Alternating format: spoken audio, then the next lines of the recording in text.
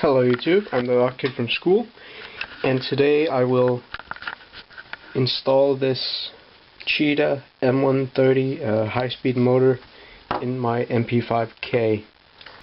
First off, I want to show you what it sounds like right now with this 7.4 lithium polymer battery.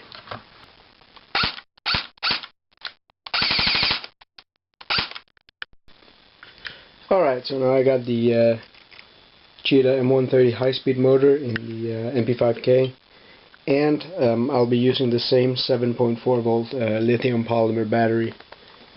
So here's semi-automatic, here's full auto. So as you can see, more speed, of course. Thanks for watching this video.